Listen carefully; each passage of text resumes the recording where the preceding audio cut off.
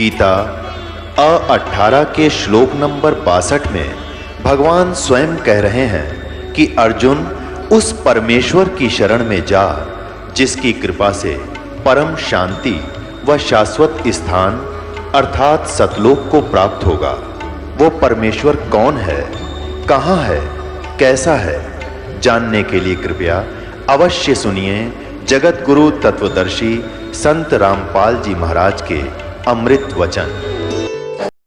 आज तो हमने पूरे अनुयायियों से कोई बैन लगा रखा है कि चमड़े की जूती तुमने पहननी है, नहीं मैं तो पहनूं था कितने।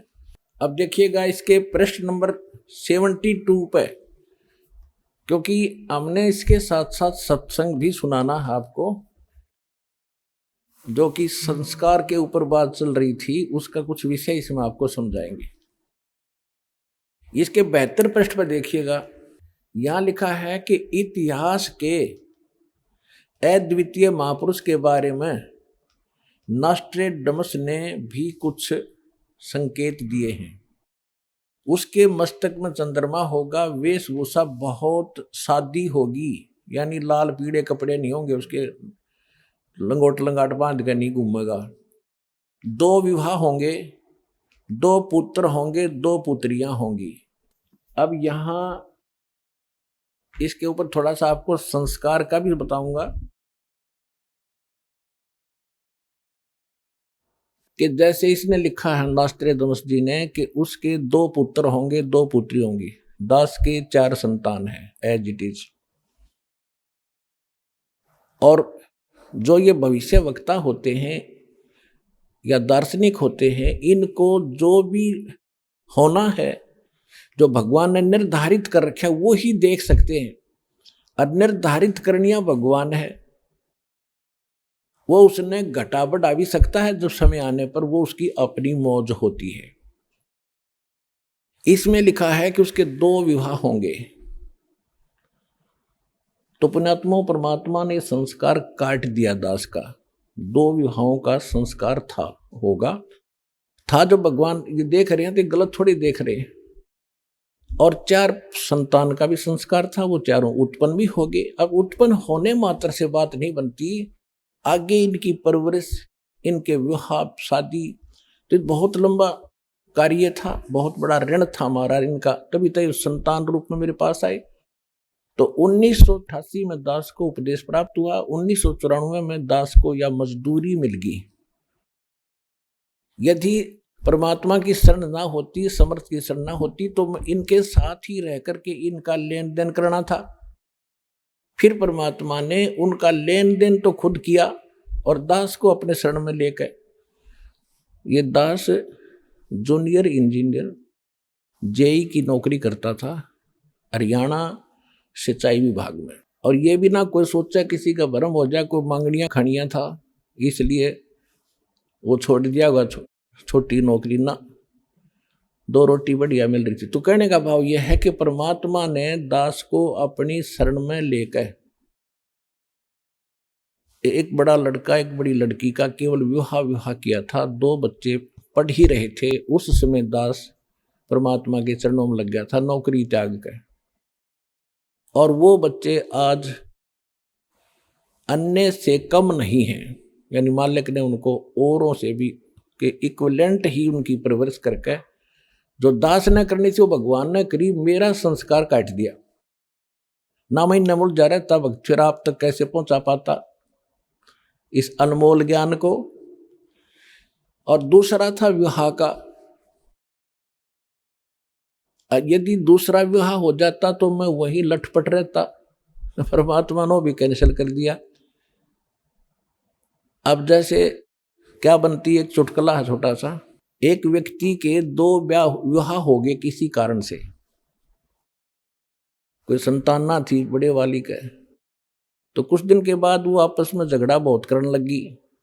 तो दोनों के मायके वाले आकर के उन्होंने क्या फैसला किया, भाई ऐसे नहीं, इनको अलग अलग कर दो, एक को ऊपर चौबारे में, दूसरी को नीचे।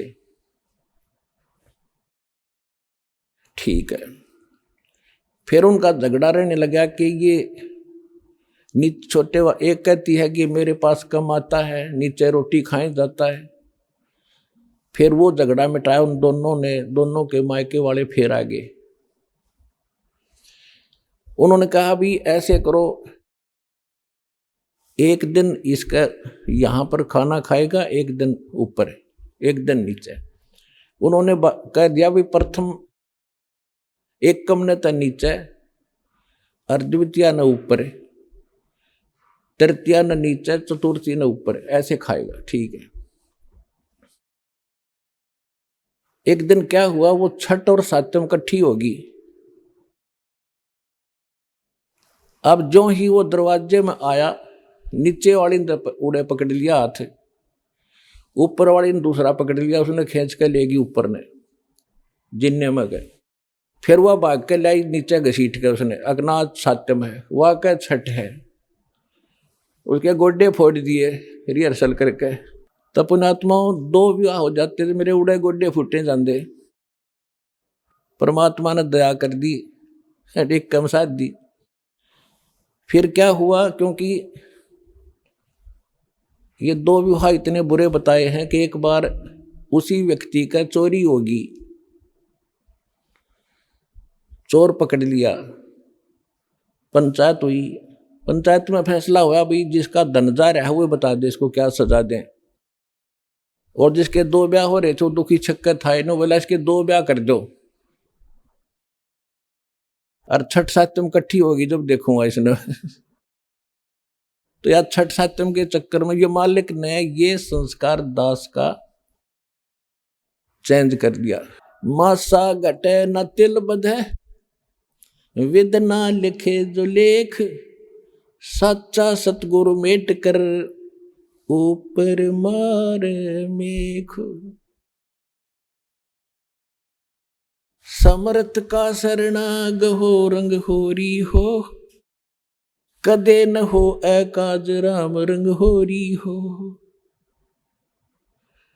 समर्थ की शरण में आ जाने से फिर कभी अकाज नहीं होता। हम गलती करते हैं अपनी ही कमजोर अकल के कारण, या संसार की तरफ हम ज्यादा देखने लग जाते हैं।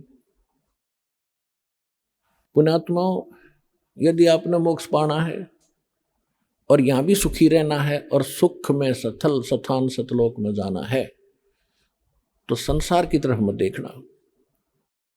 संसार कितने आपने खुशी मनाता दिखे, ये समझ लेना ये तो बालक खेल रहे हैं, बच्चे जिन्हें कोई काम नहीं, कोई डीजे बजा रहा है, कोई ब्याह शादी में नाच रहा है, कोई खुशी मना रहा है, त्योहार मना रहा है।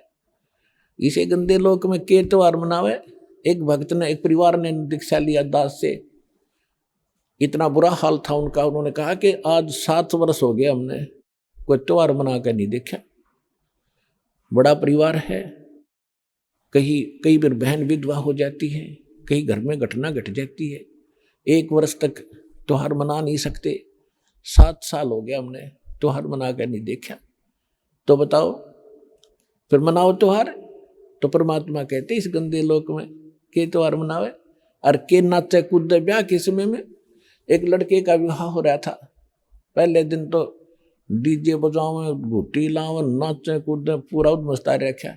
अगले दिन दुर्घटना मृत्यु होगी उस दुल्हे की, बहन जावा था राय में, रास्ते में। अब वो परिवार टक्कर मार रहा है, बुरा हाल हो रहा है, इकलौता पुत्र था। तो यहां संत कहते हैं इस गंदे लोक में, और तुम यहां खुशी मना रहे हो, घनी पी रखी तुमने, ये नशा ज्यादा हो गया इस काल की भांग का। जब आपकी यह भांग उतरेगी आप हंस के दिखाई दियो ढंग से, आपको पता चलेगा कहाँ फंसे हैं। 1 सेकंड में ना जाने के बिजली गिर जाए, आज खुशी मना रहे हैं कल टक्कर मार के रो रहे होंगे। तो इससे भी बचने के लिए आपने इस परमेश्वर कबीर जी की शरण में पड़ा रहना होगा। और जो यहां से निकल जाता है, मर्यादा भंग कर दी, वो यहां से गया, फिर अन्य स्थानों पर बैठेगा। अब जैसे बच्चे स्कूल जाते हैं, पहले दास ने जब स्कूल जाना प्रारंभ किया तब हमारे यहाँ पढ़ाई की विशेष व्यवस्था नहीं थी।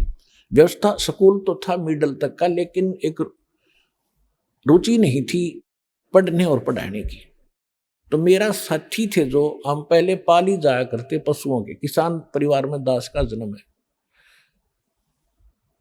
तो वहाँ अपने मस्ती तक कूदने खेलने खूब ठाठ से, कोई काम नहीं था। फिर हम स्कूल जाने लगे तो जो स्कूल नहीं जाते थे वो क्या करते थे, कोई तो गधे पर बैठ कर घूम रहा है शरारत करनी बच्चा अंदर, कोई तालाब में नहा रहा है, हाँ कोई कुछ कर रहा है। तो अब विद्यार्थी ने उसकी तरफ नहीं देखना चाहिए जो विद्यालय में नहीं जाता, जो विद्यार्थी नहीं है, वो तो अपने कर्म बिगाड़ रहे हैं। तो हमारे साथ के जो नहीं पढ़ा करते वो हमने नो दिखा करते तो बड़े फरी हैं, कोई न दुख नहीं, हमने मास्टर भी पिटाई कर देते हैं और पढ़ना भी पड़ रहा है। तो हम इतने बंदिश में मान रहे थे अपने आप को। अब पता चला हम तो जूनियर इंजीनियर लगा दास तो, और वो वहीं पर मजदूरी कर रहे हैं, तो कितना अंतर हो गया। तो इसी प्रकार आप जी ने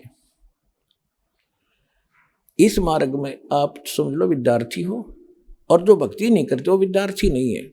तो उनके सुख देखकर आप इस मूल उद्देश्य को भूल जाओगे तो आपको भविष्य में बहुत घना दुख हो जाएगा।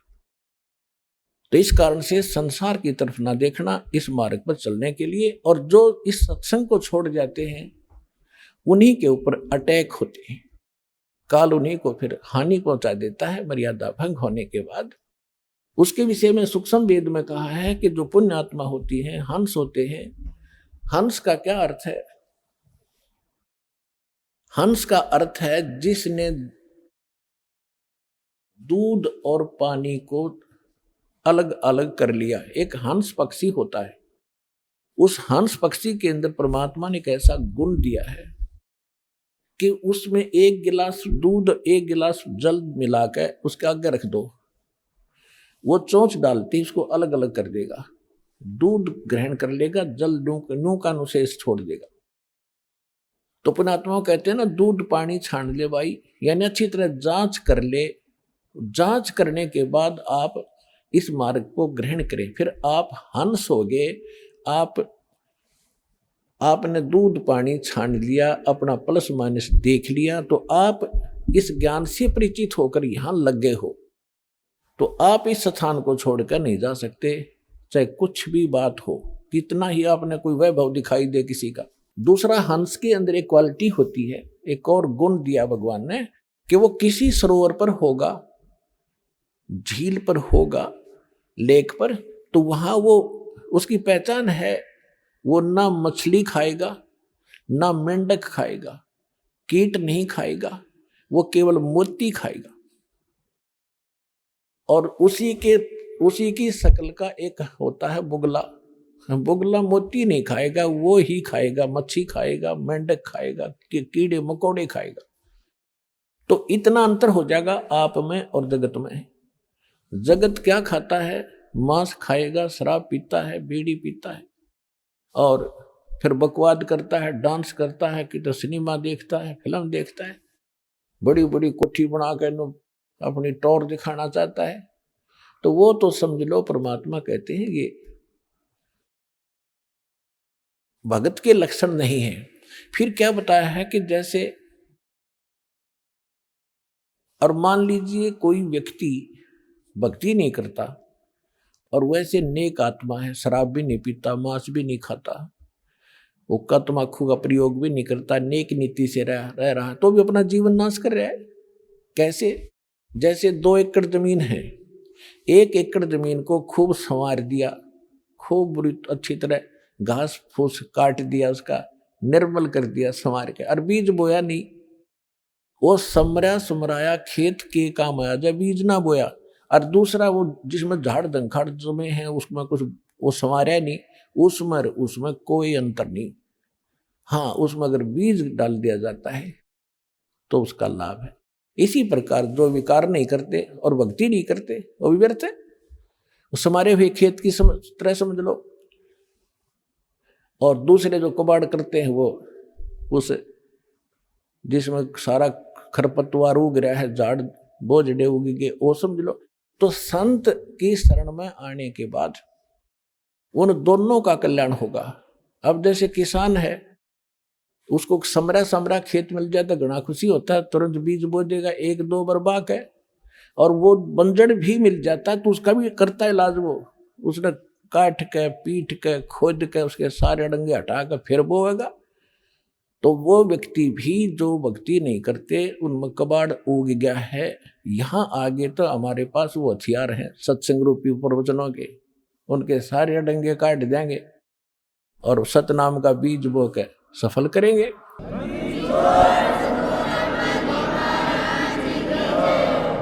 अब क्या बताया है कि जो हंस वृत्ति के व्यक्ति हैं, जो इस ज्ञान को समझ कर आते हैं, वो यहाँ से जा नहीं सकते, यहाँ छोड़ नहीं सकते इस स्थान को। उनकी कैसी दशा होगी है, बंदी छोड़ दयाल जी तुम तक हमारी दौड़े, जैसे कागज जहाज का अब सूजत और न ठोरे। जैसे समुद्री जहाज के अंदर कौवे बैठकर चला जाता है, कौवा रात्रि के समय बहुत दूर निकल जाता है जहाज।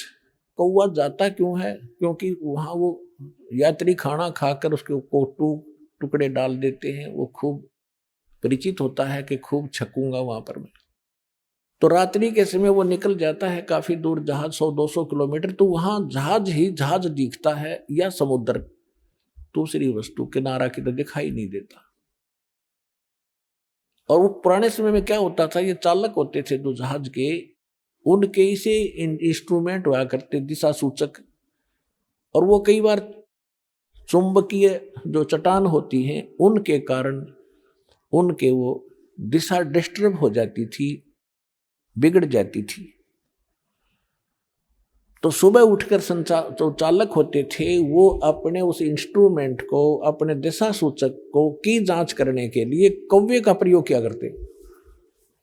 और कौवे के अंदर एक ऐसा गुण दिया मालिक ने, परमात्मा ने, कि वो जिधर से चला था डायरेक्ट सीधा स्ट्रेट उसी तरफ उड़ता है। तो सुबह उठकर जहाज के लोग विवश करते हैं उस कौवे को, जहाज को छोड़ने के लिए डले पत्थर मारना शुरू कर देते। कौवा विवश होकर के उड़ता है, उस स्थान को त्याग कर चलता है। और कहां जाता है? उस दिशा को चलता है जिस दिशा से वो चले थे। तो चालक अपनी दिशा को की जांच कर लेते हैं, हम सही जा रहे हैं या गलत है तो उसको सीधा कर लेते हैं। फिर कौवा कुछ देर तो जाता है समुद्र में के ऊपर, फिर उसको कहीं स्थान दिखाई नहीं देता। जहाज के अतिरिक्त यदि वो कहीं उतरता है तो डूब कर मरे, वो तुरंत नाश को प्राप्त हो।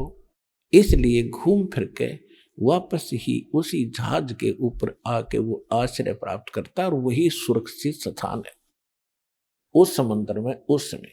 तो पुण्यात्माओं, जब आपको ये स्थिति आ जाएगी कि इस विश्व में कबीर पर जैसा भगवान नहीं, और इस रामपाल दास जैसा ज्ञान नहीं, और बरवाला आश्रम जैसा स्थान नहीं, और ऐसा भक्ति और विधि नहीं इस पृथ्वी पर, तो पुण्यात्माओं आपकी वो दशा होगी लास्ट में कि हे बंदी छोड़ दयाल जी तुम तक हमारी दौड़े, जैसे कागज जहाज का अब सूजत और न ठोरे। अब क्या बताया है सूक्ष्म वेद में? परमात्मा ने बताया है कि इस स्थान सत्संग को, ऐसे ज्ञान को, ऐसे भगवान को कौन छोड़ कर जाते हैं? कहते न्योड़ नाद सुभान गति, ये लड़े भवंग हमेशे, जड़ी जान जगदीश है विष नहीं व्यापे शेष, अंश गवन करते नहीं मान सरोवर छाड़े, ये कौवे उड़ उड़ बुगले उड़ उड़ जाते हैं वो खाते मांसाहारे, अंश दशा तो साधु है सरोवर है सत्संग, मुक्ता हलबाणी चुग चढ़े नवेला रंग। अब इन 4 पंक्तियों में निर्णय कर दिया पुण्यात्माओं, ये है वो वेद, सूक्ष्म वेद। इसकी आधी पंक्ति में रहस्य भरे पड़े, यानी अमृत से भरी पड़ी है ये। इसमें क्या बताया है कि न्योड़ नाद सुभान गति और लड़े भुजंग हमेश और जड़ी जान जगदीश है। विष नहीं व्यापै शेष। क्या बताया इसमें कि जैसे एक नेवला होता है, जानवर नेवला इस गिलहरी जैसा होता है। एक न्योड़ होता है, न्योड़ देसी भाषा में न्योड़ कहे, न्योड़ नेवला कह दें शुद्ध भाषा। वो एक बहुत बड़े सर्प के साथ युद्ध शुरू कर देता है, लड़ाई शुरू कर देता है। लेकिन वो लड़ाई कैसे करता है, एक जड़ी होती है, एक बूटी होती है जंगल में, उसको उसके निकट जाता है, उसमें से कुछ महक निकलती है, उसको अपने श्वास के द्वारा ग्रहण कर लेता है, अपने सांस में भर लेता है और उस सर्प के सामने आकर आमने सामने होकर श्वासों से उसको छोड़ देता है। और उस जड़ी की इतना दुष्प्रभाव होता है सर्प के ऊपर, वो उसको चक्कर आने शुरू हो जाते हैं। तो ऐसे वो एक बार छोड़ के गया, फिर भर लिया, इतना वो सर्प फिर होशमाओ, इतना फिर आ गए, यानी उसको कति करके अचेत और फिर मुंडी पकड़ के उसकी रगड़ रगड़ के मार डालता है। अब यहाँ परमात्मा कहते हैं कि आप तो एक छोटे से, देखो नेवला तो सारा 9 इंच का और सर्प ओजा मनमान 10-10, 12-12 इंच फुट के, और इतने तगड़े नेवले की क्या औकात है, सीधा लड़ ले उससे। तो आप तो समझो हम तो हैं नेवले, अरियुस काल है सांप मारी, अब इसके साथ लड़ाई होगी शुरू। और ये जो सतनाम और सारनाम या वह जड़ी है, इसने सूंघे जाइए और छोड़े जाइए, सूंघे जाइए और छोड़े जाइए। तो ये काल आपके निकट नहीं आ सकता, यो आप पर भागड़ की सोचेगा, आप तय न सोचा मर गया मैं तो भागता, पीछा छूट जाता। न्योल नाद सुभान गति,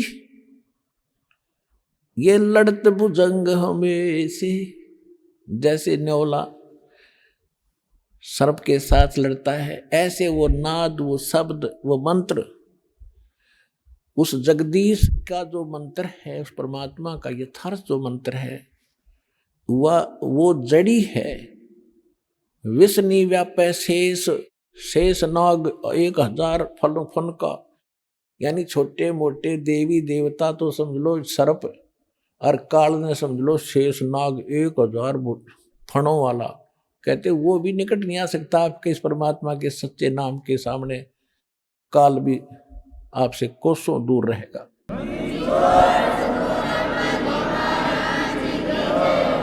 और देखो क्या बताया, कितना गजब, नेक्स्ट पंक्ति में और कमाल कर दिया। हंस गवन करते नहीं ये मान सरोवर छाड़े। हंस, हंस, आप हंस हैं तो तत्व ज्ञान को समझ कर आए हो, आपने दूध और पानी छान लिया। दूसरे आपने विकार त्याग दिए, बीड़ी शराब मांस तमाकू दान दहेज ये बकवाद नहीं करोगे तो आपने वो, आप मेंढक मच्छी नहीं खा सकते। कहते हैं अनसा देश सुदेश का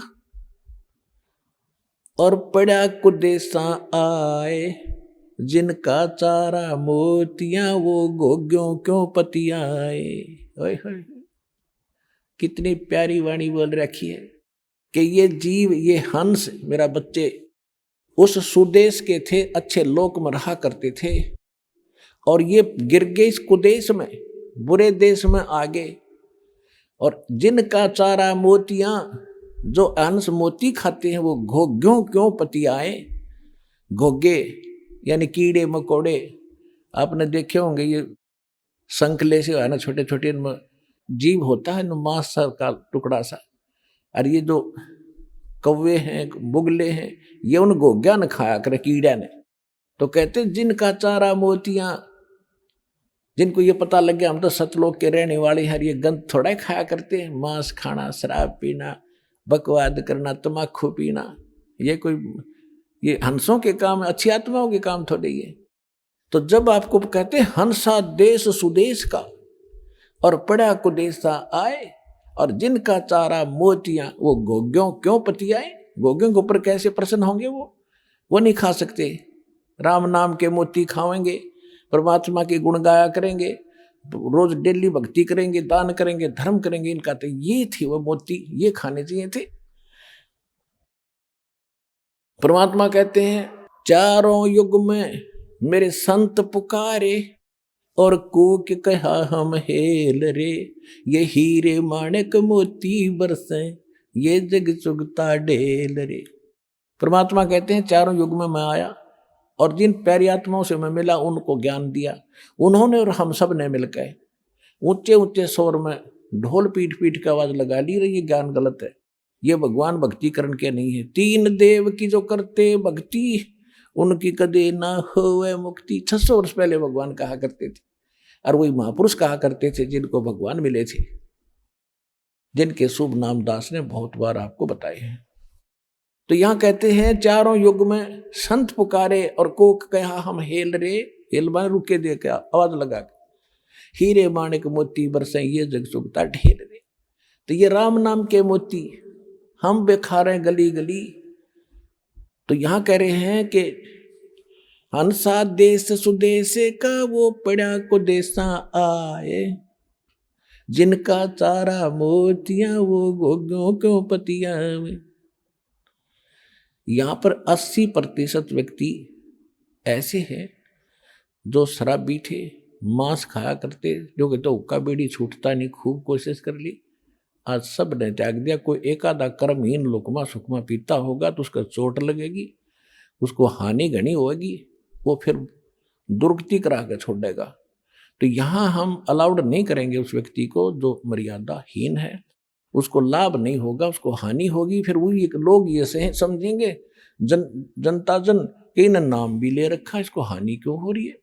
हानि तो वो खुद कर रहा है जो मर्यादा तोड़े बैठे, वो चाहे सार नाम भी प्राप्त कर लियो, उसका कितना ठिकाना नहीं। तो इस प्रकार यहाँ क्या कहा जाता है कि हंसा देश सुदेश का पड़ा को देशा आए।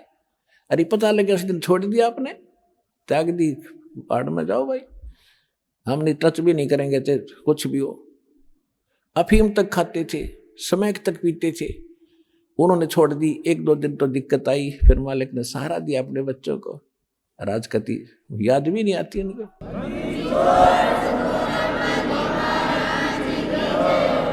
अब क्या बताते हैं, हंस गवन करते नहीं वो मान सरोवर छाड़े।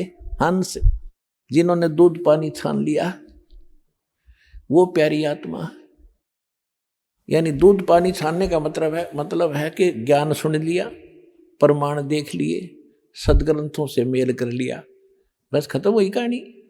अब आप इंटरव्यू में सुनते हो, भक्तों के अनुभव सुनते हो, प्रत्येक की जुबान पर यह है कि पृथ्वी पर ऐसा ज्ञान नहीं, ऐसा भगवान नहीं, ऐसे सुख हम आज तक सोचे न देखे जो हमको मिल रहे।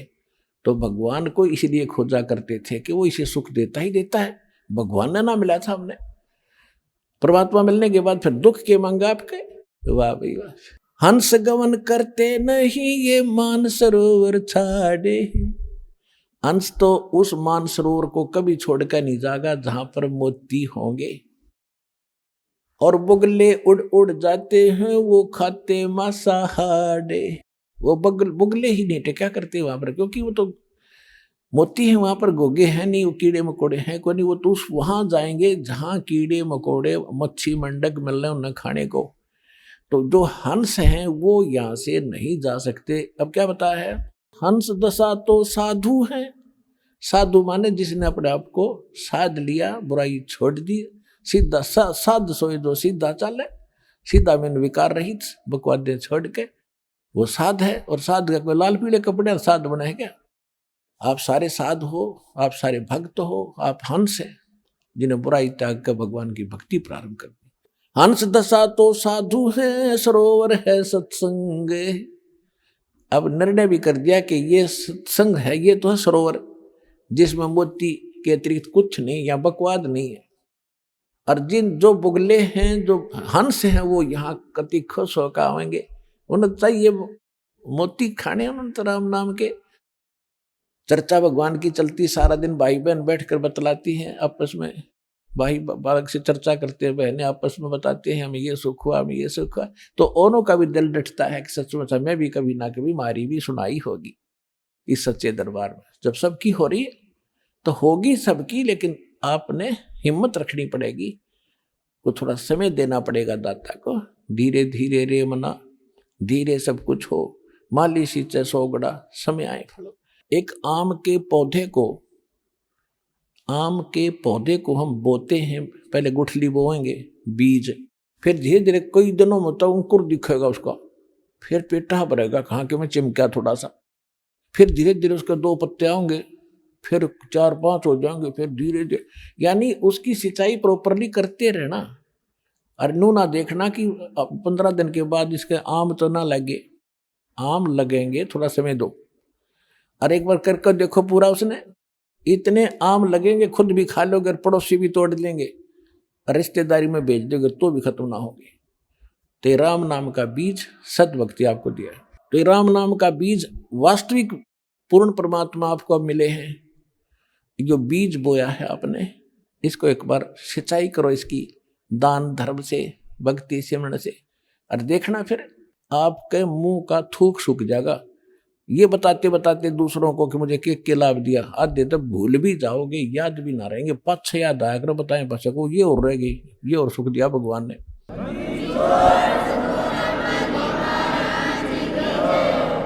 हंस दशा तो साधु हैं, ये सरोवर है सत्संगे, मुक्ता हलबाणी चुगेंगे चढ़ नवेला रंगे। यहां जितने ज्यादा आओगे उतना ही दृढ़ विश्वास बनेगा, आपके पुण्य ज्यादा होंगे। या पुण्य कैसे बढ़ते हैं? यहां पुण्य देखो, हम अन्य स्थानों पर जाते हैं, कहीं पर भी आप जाओ, रिश्तेदारी में जाओगे या कहीं और कहीं बैठोगे जहां भक्ति की चर्चा नहीं, तो क्या बतलाओगे? चाहे अच्छी बात भी बतलाते हो तो पुण्य तक कोई नहीं बन रहा। कहीं पर भी आप बैठ के, तो यहां आप चर्चा भी करोगे ना भगवान की, सुनोगे या आपस में बतलाओगे, तो वो ज्ञान यज्ञ का फल आपको साथ मिल रहा है। और पहले हम केवल एक पाठ्य करके न सोचा करते, गीता का एक पाठ कर लिया हमने, बहुत बड़ी कमाई कर दी, उसका भी हाथ मिला करती थी, लेकिन मोक्ष नहीं था। अब मोक्ष होगा कंप्लीट कोर्स करने तक, प्रथम मंत्र, द्वितीय मंत्र और तृतीय मंत्र, सतनाम और साधनाम। और इसके साथ साथ ये 5 यज्ञ भी पैरेलल करनी पड़ेंगे आपने। एक यज्ञ है धर्म की, दूसरी यज्ञ है ध्यान, और तीसरी यज्ञ हवन की, चौथी यज्ञ प्रणाम, और 5वीं यज्ञ ज्ञान है। आपने ये भी साथ साथ करनी पड़ेगी। जैसे बीज बो दिया, बीज तो समझो ये मंत्र हैं जो आपको दिए जाते हैं, और खेत आपका अंतःकरण है, ये ज्ञान से साफ हो चुका है। अब इसमें सिंचाई की जरूरत पड़ती है, तो ये 5 यज्ञ जो हैं ये आपकी सिंचाई करेगी। और ज्ञान यज्ञ जो है ये आपके अंतःकरण का अड़ंगा खरपतवार साथ के साथ साफ भी करेगी। पहले भी इसी का काम था सफाई करने का, कस्सी और कसोलियां थे, हल और ट्रैक्टर से, ये समझ लो यो ज्ञान यज्ञ है। तो ये 5 यज्ञ प्रॉपर चलेंगे साथ के साथ। तो जैसे एक यज्ञ है धर्म की, आप देख रहे हो यहाँ कितने दूर दूर से भक्त आ रहे हैं, कितने 2-2 हजार 1500 किलोमीटर से छोटे छोटे बच्चों को लेकर अपनी माता पिता को, बूढ़े बूढ़ों को साथ ला रहे हैं। पता लग गया कि इनका जीवन सुधर जाएगा। अंतिम सांस में भी पुण्यात्माओं ये सत्कर मान लेना, दास कोई डूम बाट के गीत नहीं सुना रहा, दास वो कथा सुना रहा जो भगवान ने बता रखे, अपना विधान उसने आप पर बता रखे, और दास तो केवल आप तक पहुंचा रहा है उसके दिए हुए संविधान को। एज ए एडवोकेट समझ लो मुझे, उस भगवान के और आपके बीच का वकील समझो। दास तो सिर्फ पढ़कर सुना रहा है कि उस मालिक का ये विधान है, ऐसे करोगे ऐसे हानि, ऐसे करोगे ऐसे लाभ। तो उस परमात्मा का बताया विधान है ये। यहां रोगी आते हैं, अंतिम सतिथि पर भी आते हैं, सब जगह जवाब मिल जाता है, यहां आते हैं और परमात्मा उनको स्वस्थ कर देता है। अब यहां बहुत से केस ऐसे देखे हैं, दीक्षा ले गए, आराम हो गया, वहां आ गया पड़ोसी या कोई बीमार का पता करने रिलेटिव आ जाते हैं, कोई बुआ आ गई, कोई बहन आ गई, उसने जैसा ज्ञान है वो जरूर आकर कहेगी, क्योंकि वह न सोचा है मेरा भाई बहन भाभी मर ना जा, और मुझे वो जो ज्ञान पता है उसने फाइनल मान रही है, वो कहे कि चल वहां झाड़ा लगाते हैं, झाड़ा और लगा ले। अब वो बेचारा ने सोचा तेरी बहन है, बुआ है, तेरे हित में ही कह रही है, उसको उठ के उससे साथ चलेगा, उन्हें झाड़ा लगा लिया। उस झाड़ा लाने से हमारा परमात्मा का कनेक्शन कट गया। वहां कुछ था ही नहीं उस नकली के पास। तो अब वो रोग फिर शुरू हो गया और मृत्यु को प्राप्त हो गया। बता, चाट ले उसने। तो परमात्मा कहते हैं जब तक हंसा हमरी आना और काल लगे नहीं तेरा बाणा, इसकी मर्यादा में रहो तो इस प्रकार दिक्कत हो सकती है आपको, नहीं तो सबको सुख देगा। और फिर बात ये रही कि जैसे नाम ले लिया और नाम नाम लेने के बाद भी जब मृत्यु हो जाती है, ये समझ लो उसका मानव शरीर मनुष्य जीवन गारंटीड है भगवान के दरबार में। 9 महीने 10 महीने के बाद फिर आ लेगा नया कपड़ा पहन के और फिर भक्ति शुरू हो जाएगी। और यदि मर्यादा में रहेगा तो मोक्ष होगा, स्वस्थ भी होगा और मोक्ष होगा, दोनों काम होंगे। तो ये वो सच्चा स्थान है।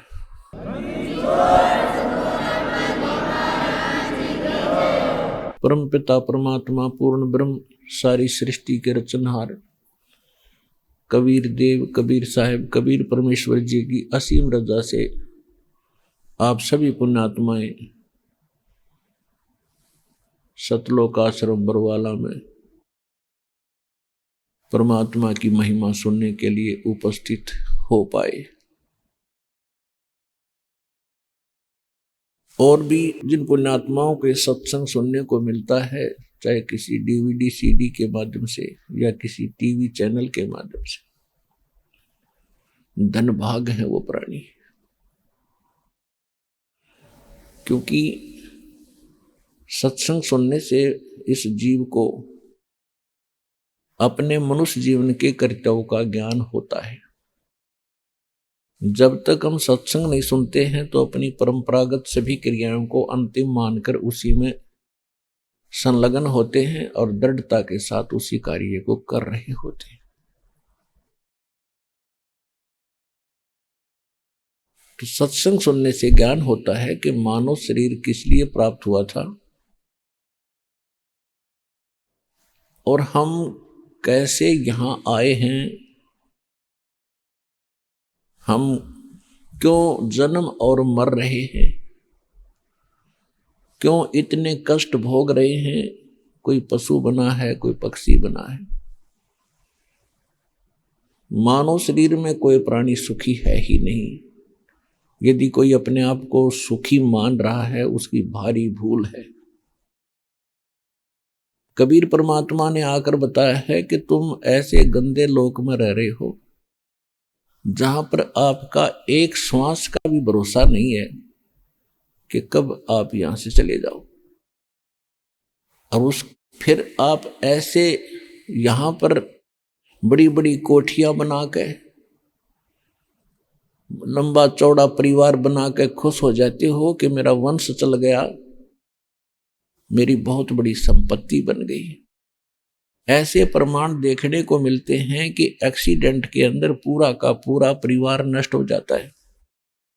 सन 2026 जनवरी 2000 के अंदर एक भूकंप आया था गुजरात के अंदर।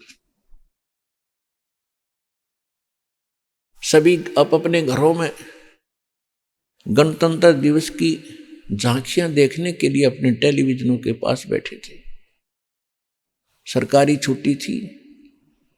जिन कोठियों को बनाने में 3-3 पीढ़ियां लग गई, वो 3-3 पीढ़ी उसी दिन समाप्त होगी, खत्म होगी, एक भी नहीं बचा। तो यहां परमात्मा याद दिलाते हैं, अरे बोले मानुष कहां बैठा है, तूने बहुत घनी भांग पी रखी है इस काल की। कबीर साहब कहते हैं, कबीर ये माया अटपटी और सब गट आन अड़ी, किस किस न समझाऊं या कुएं भांग पड़ी। फिर इसका विकल्प बताते हैं परमात्मा कि तू यहां का रहने वाला नहीं है, तेरा अपना स्थान सतलोक है। सतलोक माने अविनाशी नगर, अविनाशी देश। उस सतलोक के अंदर चल, वहां तुझे कोई आपत्ति नहीं आवेगी, ना वह भूकंप है, ना वह अकाल है। सदाबहार सब फल फ्रूट मेवा और सभी ये वहाँ बाग बगीचे झरने बह रहे हैं। तो पुण्यात्माओं, हमें आज तक कोई ये बताने वाला मिला ही नहीं था कि इसके अतिरिक्त भी कोई स्थान है जहां हम जा सकते हैं। हमने स्वर्ग सुने थे, स्वर्ग, और उसको हम बहुत उत्तम स्थान माने थे। अब परमात्मा के ज्ञान से, इस रोशनी से पता चला कि ये स्वर्ग क्या है। ये सबसे बड़ा धोखा इस जीव के लिए। स्वर्ग वो स्थान है जैसे किसी बड़े शहर में बड़ा होटल हो, जिसमें सब बकवादे हो, नाचने गाने वाली हो, गुटी सूटी लाने के लिए सारी व्यवस्था हो, बढ़िया खाना पीना हो, और जब तक वो होटल में रहता उसे कोई काम नहीं, घंटी बजाई और सारी सुविधा हाजिर पाई। लेकिन वहां कौन जा सकते हैं? धनी व्यक्ति। और फिर वहां क्या करते हैं वो धनी व्यक्ति? अपनी पूंजी का नाश करके, जेब कटवा के, खाली करके, फिर मुंह लटका के अपने फिर कर्म क्षेत्र में पुण्य आते हैं। ये स्वर्ग ऐसा बताया परमेश्वर कबीर जी ने, जैसे गर्मियों के दिनों में आप शिमला चले जाते हो 2 महीने, वो भी कौन जा सके? जो सेठ साहूकार पैसे वाले होंगे, धनी, और 50,000 रुपये ले जाएंगे, होटल में कमरा किराए पर लेंगे और सब अपनी जेब से सब खर्चा करेंगे, और 2 महीने में वो 50,000 रुपये खत्म हो जाएंगे, जेब खाली हो जाएगी। फिर मुंह लटका के वापस वहीं आएंगे, तो 10 महीने तक फिर वो अटपट करके पैसे जोड़ो। अगले वर्ष हो सकता है वो पैसे ना बने, 2 महीने के लिए फिर वहां टाइम पास करने के लिए। तो परमात्मा ने बताया है कि यहां जितने भी ऋषि मुनि, साधु संत, साधक जो साधना किया करते थे और वो स्वर्ग में चले जाते थे। स्वर्ग एक बहुत बड़ा होटल है, वहां पर सब बकवासे हैं, और अपने ही उस पुण्यों की पूंजी से वो सब वहां अपना खर्च किया करते थे, और जब उनकी पूंजी समाप्त हो जाती थी उनको धक्का मार के बाहर निकाल दिया जाता है, फिर नरक में डाले जाते थे। अब परमात्मा ने वो स्थान बताया है कि जहां जाने के बाद आप कभी लौटकर संसार में नहीं आओगे। ये हमारे सदग्रंथों में यह स्थान विद्यमान था, इसके बारे में विवरण था, लेकिन हमारे धर्म गुरु उसको स्पष्ट नहीं कर सके, क्योंकि उनको कंप्लीट स्पिरिचुअल नॉलेज नहीं था, संपूर्ण अध्यात्म ज्ञान नहीं था। वो हमें कहां लगाए रखा है उन्होंने? श्री ब्रह्मा जी को तो हम ये पूज्य बताते ही नहीं थे, श्री विष्णु जी और शंकर जी को, श्री दुर्गा जी को, और बाकी अन्य सभी देवी देवताओं को, हनुमान जी को, भैरव और भूत बतालों को, इन सबको पुजवा रहे थे। और कोई एकाध ही किसी की बुद्धि जाती थी जो ब्रह्म तक की साधना करते थे, और वो अपने आप को सबसे श्रेष्ठ मानते थे। अब परमात्मा के तत्व ज्ञान से पता चला कि ये जो ब्रह्म कौन है? ये तो काल है, 21 ब्रह्मांड का स्वामी है, जिसने आपको यह महा कष्ट दे रखा है, अपने स्वार्थ वश रोक रखा है। ये था वो ब्रह्म। 3 देव को सब कोई ध्यावे, उस चौथे देव का मर्म न पावे, चौथा छोड़ 5वें को ध्यावे, कहे कबीर सो हम पर आवे। तो परमात्मा कहते हैं कि इन 3 देवताओं को तो सभी पूजते हैं, और चौथे का कोई एकाधा ही, यानी इस ब्रह्म को बहुत ही कम जानते हैं, और चौथे को भी छोड़ 5वां यानी स्वयं परमात्मा है, उनको छोड़कर जो हम पर आते हैं, कहते हैं उनका फिर जन्म मरण नष्ट हो जाता। जिनको 5वें का ज्ञान हो जाता वो हमारे पास आ जाते। तो पुण्यात्माओं, उस परमेश्वर ने स्वयं आकर हमें ये ज्ञान दिया है कि एक और स्थान है जहां कोई दिक्कत नहीं, कभी मृत्यु नहीं होती। जैसे श्रीमद् भगवत गीता पवित्र हिंदू धर्म के श्रद्धालुओं के लिए एक अनमोल ग्रंथ है और बहुत ही आदरणीय ग्रंथ रहा है। हमारे धर्मगुरु इसी को नहीं समझ सके, ये संकेत क्या कर रहे हैं। ये कहते रहे श्री कृष्ण जी ने गीता जी का ज्ञान दिया। यदि हम ये मानकर चलें कि श्री कृष्ण जी ने गीता जी का ज्ञान दिया, वैसे तो श्री कृष्ण जी के शरीर में प्रवेश करके इस काल भगवान ने, ब्रह्म ने ये ज्ञान बताया।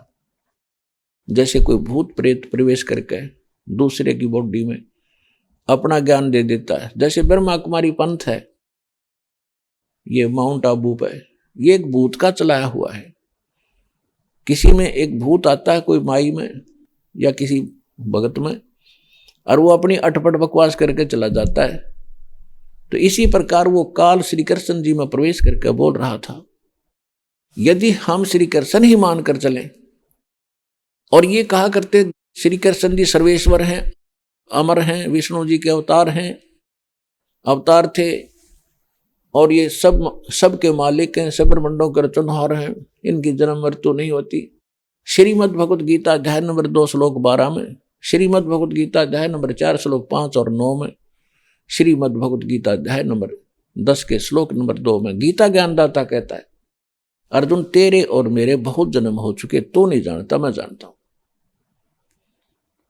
तो ये खाक थे हमारे धर्मगुरु, इस शब्द ग्रंथ को नहीं बता सके ढंग से, ये कहना क्या चाह रहे हैं। गीता ज्ञानदाता कहता मैं नाशवान, तू भी नाशवान है। फिर क्या बताया है कि परमात्मा जो वास्तव में अविनाशी परमात्मा तो कोई और है। गीता अध्याय नंबर 15 के श्लोक नंबर 16 और 17 में, और गीता अध्याय नंबर 15 के श्लोक 1 से 4 में यह बताया कि उल्टा लटका हुआ संसार रूपी वृक्ष है, ऊपर को उसकी जड़ है और नीचे को 3 गुण रूपी शाखा है। और जो संत इस उल्टे लटके हुए संसार रूपी वृक्ष के सभी पार्ट बता देगा, सभी भाग बता देगा, सवेदवित, वो तत्वदर्शी संत है।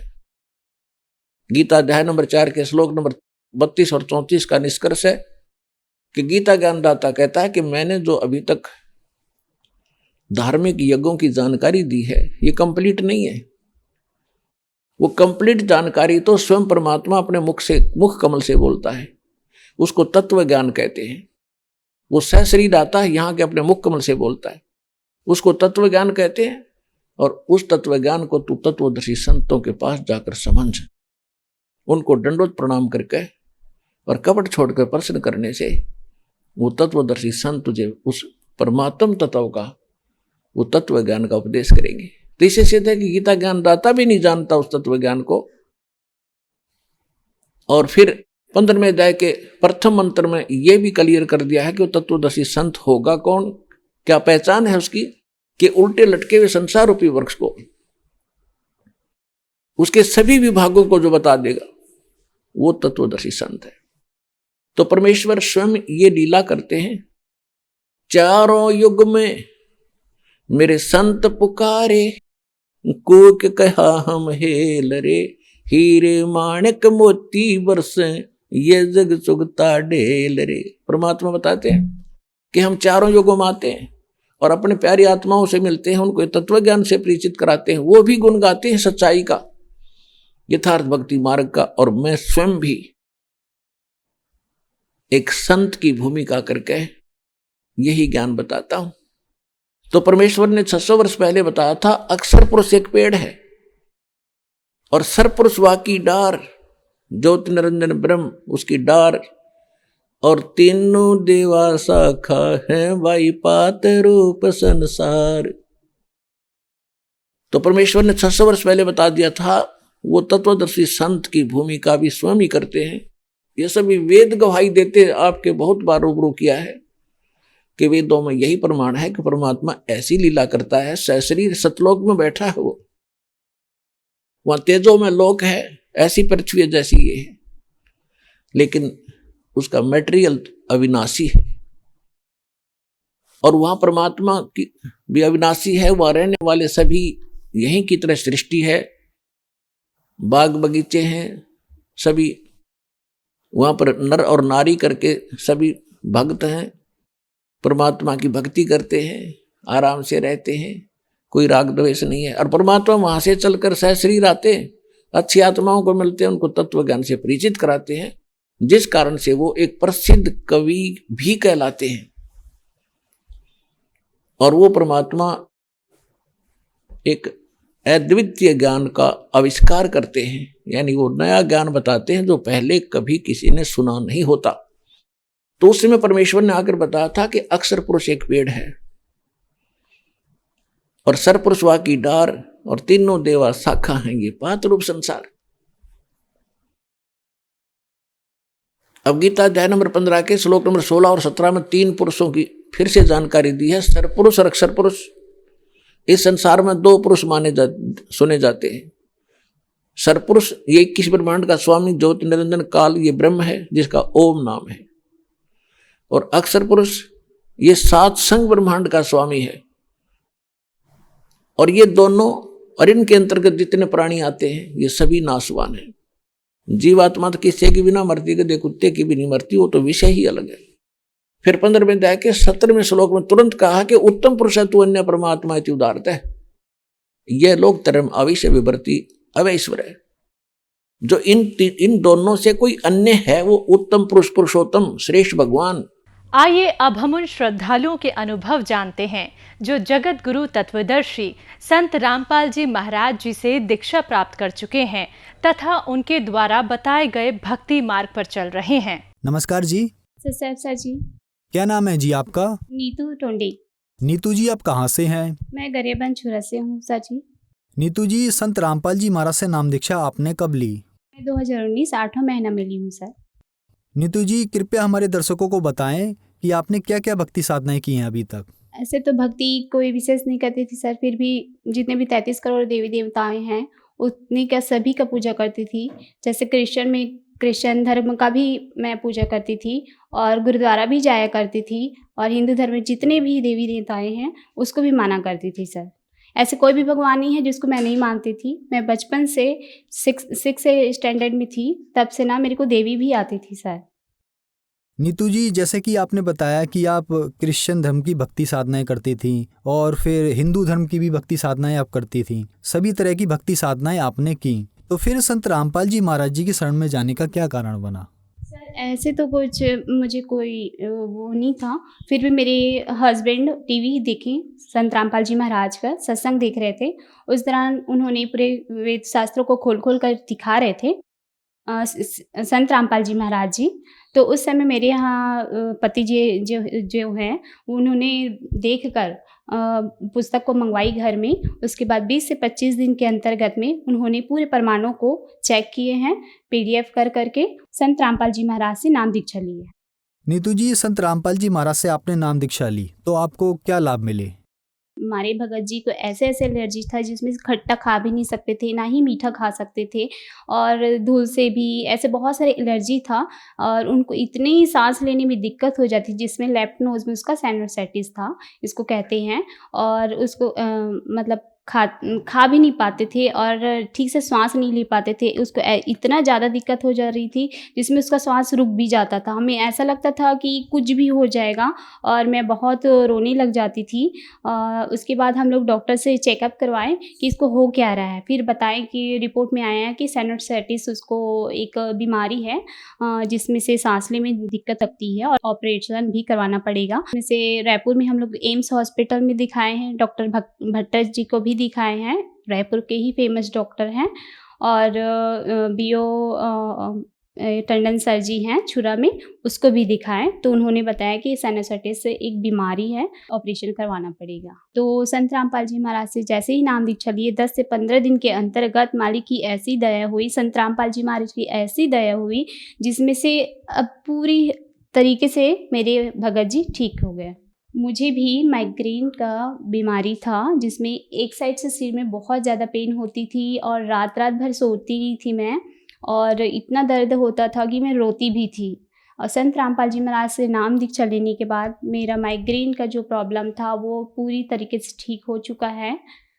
और एक और बताना चाहूँगी सर जी कि मेरी यहाँ मम्मी को कैंसर का बीमारी था, जिसको स्तन कैंसर राइट साइड में हो गया था उनका, और उन्होंने जब चेकअप करवाया तो पता चला उसको 4th क्लास का कैंसर हो गया था उनको। संत रामपाल जी महाराज को अरदास लगाए कि मालिक की ये बीमारी हो गया है करके, तो मालिक का वहाँ से आदेश आया कि बेटा आप भक्ति करो, मंत्र जाप दिया गया है उसकी जाप करो, ठीक हो जाओगे। तो मालिक की वैसे ही रजा हुई, 1 सप्ताह के अंतर्गत मेरी मम्मी को उसे निजात पा गई। पूरा बिल्कुल आज तक से एक टैबलेट भी उन्होंने नहीं लिया। मेरे यहाँ बड़े वाले वैसे ही मेरे बड़े भैया हैं जो बहुत ज़्यादा नशा करते थे, गांजा पीते थे और नशा की गोलियां भी खाते थे और बहुत सारे मतलब नशा की पूरी आदी हो चुके थे। वो 5 साल से राधा स्वामी पंथ से भी जुड़े थे, भक्ति करते थे और वो ऐसे स्थिति में पहुंच गए थे कि वो नाली में भी पड़े रहते थे। मेरी मम्मी, मेरी भाई बहन, हम लोग सब लोग बहुत ज़्यादा परेशान थे। इस वजह से मतलब ठीक से रह भी नहीं पाती थी मेरी मम्मी। मेरे पापा भी नहीं हैं इस दुनिया में और काफ़ी हम चारों भाई बहन अपने भैया की वजह से बहुत ज़्यादा प्रॉब्लम थे। तो संत रामपाल जी महाराज की सिर्फ नाम दीक्षा लेने से ही मेरे बड़े भैया आज नशा मुक्त हो गए हैं। बिल्कुल कोई भी नशा नहीं करते, वो नशा भी करते हैं कोई दूसरा तो उससे दूर भगते हैं। ऐसी माली की रजा हुई, संत रामपाल जी महाराज की रजा हुई। और मेरी बड़ी गुड़िया है जो पहले जब हम लोग नाम दीक्षा नहीं ली थी उसके पहले 2 बार उसको झटका आ गया था जिसमें ब्रेन में मतलब बुखार चढ़ जाता था। तो उस वजह से ना वो एडमिट हो जाती थी झटके से। तो नाम दीक्षा लेने के बाद मेरी गुड़िया को 11:30 बजे रात को एक बार हम लोग अपनी ससुराल गए हुए थे। 11:30 बजे रात को उसको एकदम तेज़ बुखार हुई और उस दौरान हम लोग एक भी टैबलेट वगैरह नहीं पकड़े थे और डॉक्टर से चेकअप करवाए थे, उसका CT स्कैन करवाए थे, MRI करवाए थे। जब हम लोग नाम दीक्षा नहीं लिए थे तब की बात है। तब उन्होंने बताया था कि आप लोगों को 5 साल तक से इसका टैबलेट को रखना पड़ेगा। अगर आपका इसका तेज़ बुखार नहीं आना चाहिए, अगर आएगा इसको तो हमेशा के लिए ये झटके वाली हो जाएगी, मतलब मेंटली प्रॉब्लम हो जाएगा, ये बताए थे। तो हम लोग उस नाम दीक्षा लेने के बाद तो उस टैबलेट को लेना मैं भूल गई और उस टाइम हम लोग अपनी ससुराल में गए थे। 11:30 बजे समथिंग कुछ समय में मेरी बेटी को, बड़ी वाली गुड़िया को फिर से फीवर हो गई और हम लोग के पास कोई ऑप्शन नहीं था, कोई टैबलेट नहीं था। बस संत रामपाल जी महाराज बस को याद किए, उसके दंडवत स्थान पर गए, दंडवत स्थान पर जाके प्रणाम करके मालिक को, संत रामपाल जी महाराज को हम लोग अरदास लाए कि हे मालिक, आप ही हो जो हमारी बेटी को बचा सकते हो और तो अब कोई रास्ता नहीं है। ये कहकर हम लोग सिर्फ जब नाम दीक्षा दिया जाता है उस समय बॉटल में चरणामृत दिया जाता है, तो उसमें से थोड़ा सा हम लोग अपनी बड़ी वाली गुड़िया को पिलाए और सिर्फ 1-2 सेकंड के ही अंतर्गत मेरी गुड़िया पूरा पसीना पसीना हो गई। मतलब कहने का मतलब ये है कि फीवर पूरा उतर गया। उसके बाद आज तक से ऐसे झटके के कोई प्रॉब्लम नहीं है मेरी बेटी को, सब ठीक है मालिक की दया से, संत रामपाल जी महाराज की दया से। जैसे कि आपके बताए अनुसार आपको संत रामपाल जी महाराज से नाम दीक्षा लेने के बाद बहुत सारे लाभ मिले, तो जो दर्शक आज आपको टीवी पर देख रहे हैं उनके लिए आप क्या कहना चाहेंगे? हाथ जोड़ के निवेदन करना चाहूँगी कि आप सब पढ़े लिखे समाज हैं। पहले हमारे पूर्वज पढ़े लिखे नहीं थे, तो जो क्रियाएं करनी बोलते थे धर्मगुरु जितने भी हैं वो उसको किया करते थे। लेकिन आज तो हम पढ़े लिखे समाज हैं। आप बिल्कुल अपने धर्म शास्त्रों को खोलिए, जो संत रामपाल जी महाराज एक एक चीज़ को दिखा रहे हैं कि आप ये देखो, अपने ही शास्त्रों को खोल कर देखो कि आप क्या क्रियाएं कर रहे हैं। संत रामपाल जी महाराज से नाम दीक्षा कैसे ली जा सकती है? संत रामपाल जी महाराज से नाम दीक्षा बहुत ही इजी है। चैनल में सत्संग आता है संत रामपाल जी महाराज का, उसके नीचे में पट्टी चलती है जिसमें नंबर दिए गए रहते हैं। उस नंबरों में आप डायल कीजिए और अपने नज़दीकी नाम दान केंद्र का पता करके आप संत रामपाल जी महाराज से नाम दीक्षा ले सकते हैं। धन्यवाद जी। सत साहिब जी।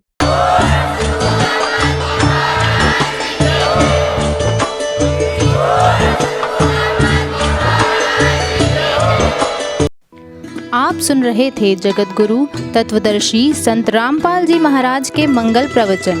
अधिक जानकारी के लिए संपर्क करें।